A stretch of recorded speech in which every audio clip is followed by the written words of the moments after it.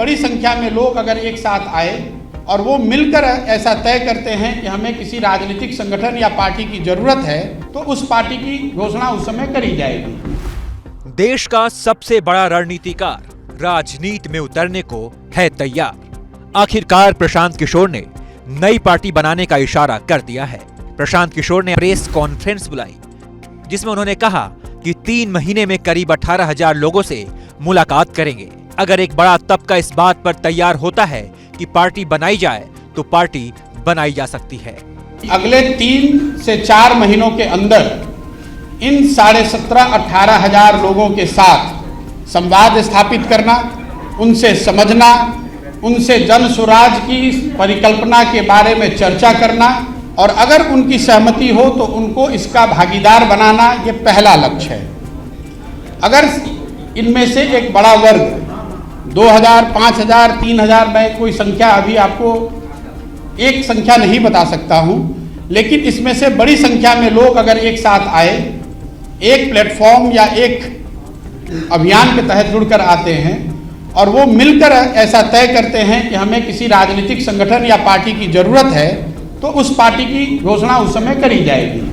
हालांकि प्रशांत किशोर ने यह भी कहा कि उनकी मंशा पार्टी बनानी नहीं, बल्कि बिहार के लिए विकास ज्यादा जरूरी है। प्रशांत किशोर ने ऐलान किया कि 2 अक्टूबर यानी गांधी जयंती से वो बिहार की पदयात्रा करेंगे, जिसकी शुरुआत चंपारण से होगी। पत्रकारों से बातचीत में पीके ने बिहार के विकास को लेकर तमाम बातें की, लेकिन अगर पूरी प्रेस कॉन्फ्रेंस का निचोड़ निकाले तो ये बात समझ आती है कि पीके अब राजनीति में उतरने को तैयार हैं।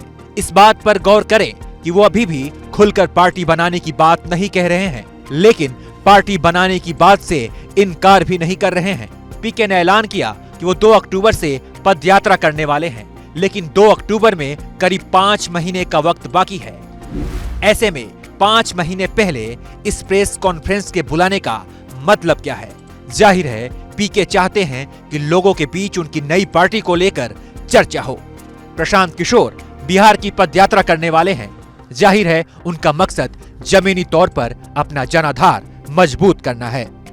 चलिए प्रशांत किशोर की बात को मान लेते हैं। उन्होंने कहा है कि वो पदयात्रा करके लोगों के मुद्दे और समस्याओं को समझना चाहते हैं, लेकिन मुद्दों और समस्याओं को समझने के बाद पीके क्या करेंगे, उसका हल निकालने के लिए उन्हें या तो किसी राजनीतिक दल से जुड़ना होगा या फिर अपनी नई पार्टी बनानी होगी।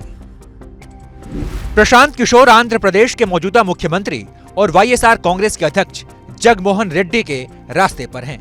2019 में चंद्रबाबू नायडू को सत्ता से बेदखल करने से पहले जगमोहन रेड्डी ने प्रजा संकल्प यात्रा की शुरुआत की थी। 180 दिन में उन्होंने 3000 किलोमीटर की पदयात्रा की और सत्ता पर कब्जा जमा लिया। बिहार में अगला विधानसभा चुनाव 2025 में शेड्यूल है, तो प्रशांत किशोर के पास तैयारियों के लिहाज से पूरा मौका भी है। पीके जगमोहन रेड्डी के रास्ते पर हैं, लेकिन फर्क इतना है कि जगमोहन रेड्डी के पास राजनीतिक विरासत थी, जबकि प्रशांत किशोर के साथ ऐसा नहीं है। देखना होगा कि चुनावी रणनीतिकार के तौर पर प्रशांत को जो सफलता मिली वो उसे राजनीति में हासिल कर पाते हैं या नहीं।